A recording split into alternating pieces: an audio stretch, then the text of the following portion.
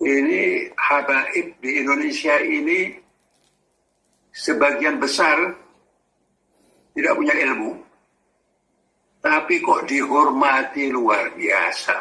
Tidak ada itu keistimewaan hukum buat ustadz, buat ulama, buat Habib, tidak ada. Sadar tidak Habib Rizik?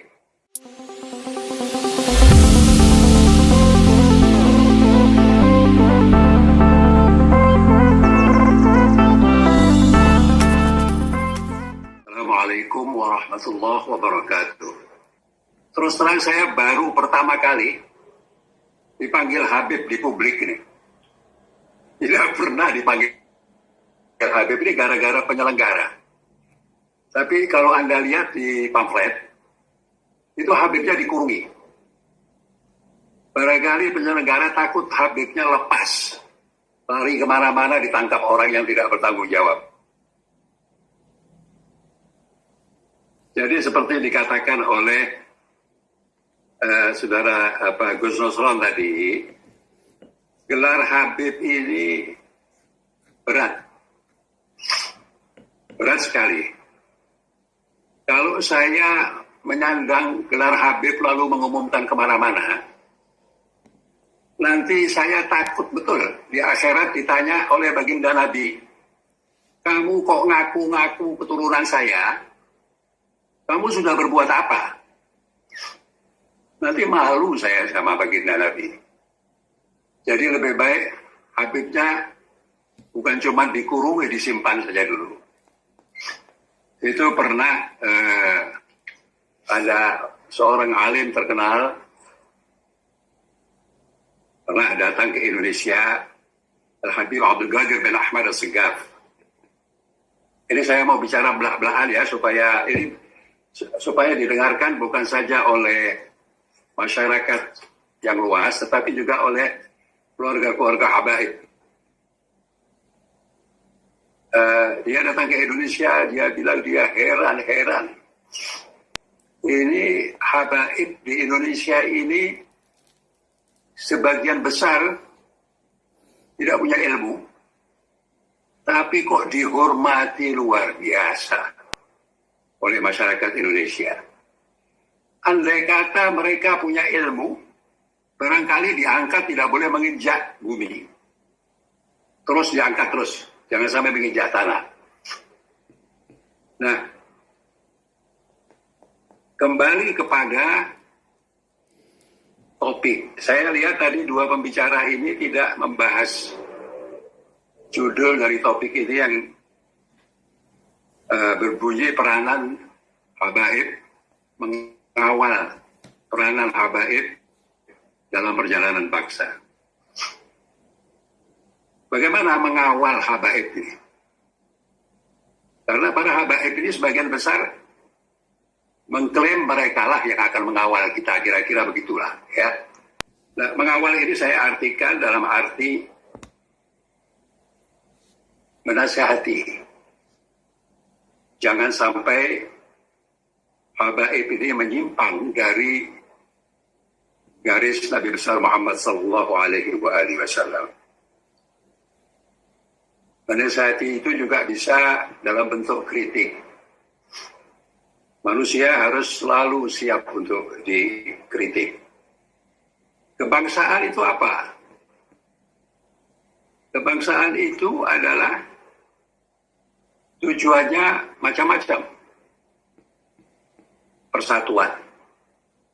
Kita negeri yang terdiri dari berbagai suku bangsa, berbagai agama, penganut agama, ratusan bahasa daerah.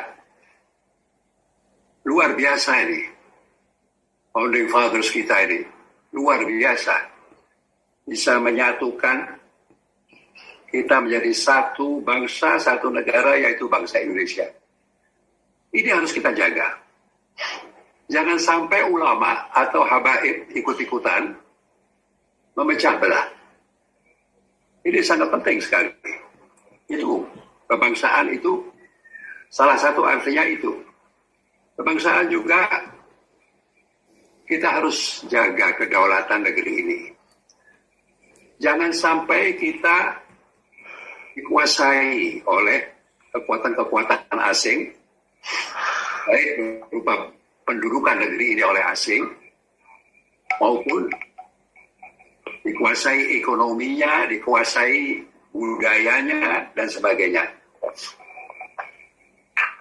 Ini peran kita semua, termasuk peran dari Habaib. Jangan lupa ya, bahwa apa yang terjadi di Timur Tengah, di Suriah, di Libya, dan sebagainya, itu karena perpecahan. Dan sebagian perpecahan itu didorong oleh kekuatan-kekuatan asing. Sehingga negeri itu hancur lebur. Kita lihat Libya sekarang, itu di zamannya, saya tidak mendukung Gaddafi ya. Di zamannya Gaddafi tidak ada kelaparan. Sekolah gratis, orang sakit, ke rumah sakit tidak bayar, infrastrukturnya baik. Coba Anda sekarang ke Libya sana. Hancur lebur. Suriah dihancurkan, Yaman apalagi kita sudah bicara. Nah itu kalau Habaib mau berperan, perhatikan itu. Jangan sampai kita ikut dalam tindakan-tindakan yang memecah belah bangsa ini. Jangan sampai kita ikut di dalam perilaku yang mendorong kepada lemahnya kedaulatan. Kebangsaan juga menimbulkan, menciptakan kesejahteraan bagi rakyatnya. Kebangsaan juga menghormati semua agama. Kita mayoritas Muslim, betul, di negeri kita. Tapi mayoritas itu tidak berarti boleh menekan minoritas. Bukan begitu. Minoritas itu tidak harus mengatakan harus diberi hak khusus. Sebab mayoritas di negeri ini itu bukan hanya mayoritas Muslim. Ada mayoritas gender. Saya tidak tahu apakah laki-laki lebih banyak dari perempuan. Lalu mengatakan presiden harus laki-laki. Karena mayoritas laki-laki. Ada mayoritas suku Jawa di negeri ini. Lalu kita mengklaim karena suku Jawa mayoritas, maka presidennya harus orang Jawa. Dan seterusnya, dan seterusnya. Apa benar itu? Apa bisa dibenarkan? Tidak ada. Negeri ini adalah negeri demokrasi. Setiap warga negara berhak untuk memilih dan berhak juga untuk dipilih. Dan kalau dia dipilih, dia harus dihormati. Tidak peduli sukunya apa. Tidak peduli agamanya apa. Ini kalau kita semua mau jadi warga negara yang baik. Kebangsaan dalam sisi agama, saya kira yang utama adalah memberikan kebebasan beragama. Saya sering dengar ya, bahwa ada klaim-klaim dari ustadz-ustadz tertentu atau habib-habib tertentu, Islam di negeri ini dipojokkan, Masya Allah. Masjid terbanyak di dunia itu ada di negeri ini. Ada lebih dari 800.000 masjid di negeri ini. Jumlah hujjaj, orang yang pergi haji, seluruh dunia yang paling banyak itu orang Indonesia. Majelis-majelis ta'lim, pesantren-pesantren, sekolah-sekolah agama bertebaran di seluruh negeri. Tidak ada pembatasan-pembatasan. Apa yang dimusuhi? Ya, dia bilang ada kriminalisasi ulama. Nah, ini harus hati-hati. Ya, kalau kita bicara kriminalisasi ulama, harus hati-hati. Apa artinya? Apa yang dimaksudkan itu bahwa kalau ada ulama atau yang menyebut dirinya ulama melanggar hukum boleh. Artinya kalau ada ulama yang melanggar hukum tidak boleh ditangkap, tidak boleh diproses di pengadilan. Mana ada aturan seperti itu? Nabi sendiri pernah mengatakan, kalau putriku Fatimah mencuri, dan itu tidak mungkin saya kira, kita semua yakin, maka aku akan potong tangannya. Tidak ada itu keistimewaan hukum buat ustadz, buat ulama, buat habib, tidak ada. Melanggar hukum harus diproses secara hukum. Kriminalisasi ulama itu istilah politik itu. Itu istilah politik. Kalau ada penegakan hukum yang tidak adil, kita ajukan ada lembaga-lembaga. Kita ajukan ke lembaga-lembaga yang bisa meluruskan itu semua. Nah, sekarang saya mau tanya, kalau Front Pembela Islam yang dipimpin oleh Habib Rizik, ya kita terbuka sajalah bahwa webinar ini ada karena ada fenomena Habib Rizik. Ya, andai Front Pembela Islam yang dipimpin oleh Habib Rizik itu mengatakan bahwa mereka berjuang untuk kebangsaan, ya kan? Harusnya namanya diganti dong. FPK, Front Pembela Kebangsaan. Bukan Front Pembela Islam. Yang mau dibela Islamnya itu yang mana? Ya saya katakan tadi itu. Islam di Indonesia ini luar biasa. Lebih daripada kebebasan yang diberikan di mana-mana. Andai kata, saya ingin tanya juga ya. FPI ini katanya berjuang untuk melawan kezaliman, melawan ketidakadilan. Kok saya nggak pernah lihat ya, FPI demo memperjuangkan orang miskin kota. Kapan itu? Kapan FPI pernah demo memperjuangkan buruh? Kapan itu? Kapan FPI pernah demo anti korupsi? Kapan itu? Kegiatan-kegiatan yang sering kita dengar di mata kita itu sweeping. Sweeping miras, minuman keras, sweeping hotel-hotel, semacam itu. Dan kalau FPI mau masuk ke dalam bidang politik, tidak dilarang untuk bikin partai politik. Bikin saja partai politik. Sekalian bikin PPI, Partai Pembela Islam. Boleh. Ada prosedurnya, ada syarat-syaratnya.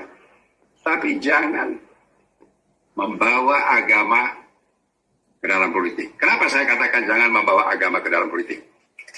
Karena politik itu kotor. Jangan naif lah, ya, jangan naif. Saya mau bicara terbuka lah, supaya semua orang tahu, dan mudah-mudahan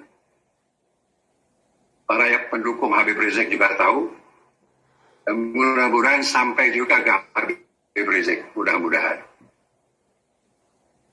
Saya ingin kasih tahu ya, ini ustadz-ustadz, Habib-Habib, dan lain sebagainya itu, sadar tidak bahwa politisi yang mengelilingi Habib-Habib ini itu bawa kalkulator, berhitung. Kenapa? Mereka mendekati Habib, mendekati ulama, mendekati ustadz, karena mereka tahu banyak pengikutnya, banyak penganutnya. Dan buat politisi, yang dihitung itu suara. Nah, nanti, satu saat, begitu mereka berhasil ditinggal. Mau contoh ditinggal. Kan sudah jelas. Ya kan? Contoh ditinggal. Pilpres yang lalu, ditinggal nggak Habib Rizik? Ditinggal kan? Tinggal. Ya kan? sudah nggak berguna, nggak bermanfaat, ditinggal. Walaupun ya partainya itu masih main dua kaki. Mereka berpikir nanti 2024 jangan sampai kehilangan suara pendukungnya Habib Rizik ini, jadi taruh Fadlizon di situ. Yang satu jadi menteri mendukung Jokowi, yang satu Fadlizon membela Habib Rizik. Sadar tidak Habib Rizik? Antum ini dibuat mainan. Sadar? Ini penting diperhatikan, ya. Saya sebetulnya tidak mau berbicara banyak mengenai siapa Habib itu, ya. Tapi saya mau singgung sedikit saja, ya. Itu kan ada ayat, ada hadis, ya, yang memerintahkan kita untuk mencintai ahlul bait, ya, atau ada istilah lagi al-qurba, mawaddah fil qurba.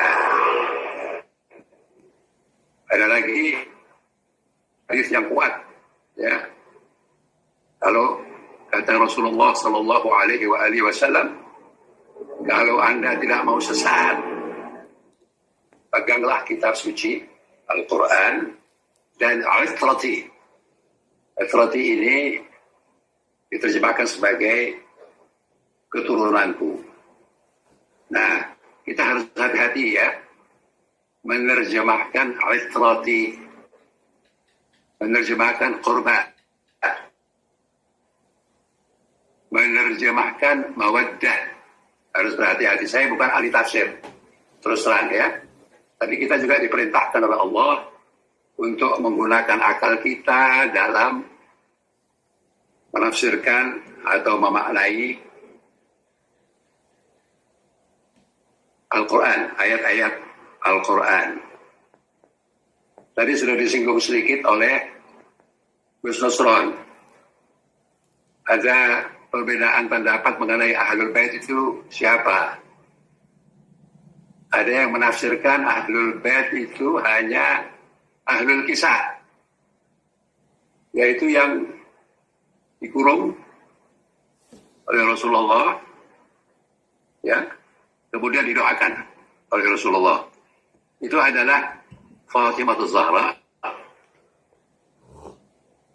Sayyidina Hasan, Sayyidina Husain, dan Sayyidina Ali katanya merangkul dari belakangnya Nabi. Itu Ahlul Bait, bukan keturunannya. Ahlul Bait itu bukan keturunannya. Tapi ada juga yang menafsirkan Ahlul Bait itu juga yang dikurungi itu, yang doakan oleh Rasulullah, plus keturunannya sampai bawah. Silakanlah Anda mengartikan yang mana, ya. Dan mencintai itu artinya macam-macam. Mencintai itu barangkali Rasulullah khawatir nanti sepeninggal beliau keluarganya bakal dimusuhi. Dan Rasulullah tidak meminta upah apa-apun kecuali jangan memusuhi keluarga saya. Kira-kira itu, ya. Mencintai itu tidak berarti harus nurut. Saya cinta istri saya, sangat cinta. Tapi saya tidak selalu menurut apa maunya. Saya dengarkan dulu. Maunya masuk di akal tidak? Pelanggar etika tidak? Ya kan? Boleh mencintai. Tapi ketika kita mau manut, bahasa Jawanya manut, menjadi panutan, dilihat dulu. Yang dipanuti itu apa? Melanggar akhlak tidak? Melanggar logika atau tidak? Ya kan? melanggar hak-hak orang atau tidak. Itu yang harus kita perhatikan. Dan jangan lupa ya, fitrah itu adalah, saya mengartikannya, keturunan yang juga mengikuti akhlak dan sifat-sifat leluhurnya. Lalu dia tidak mengikuti akhlak leluhur, dia bukan fitrah.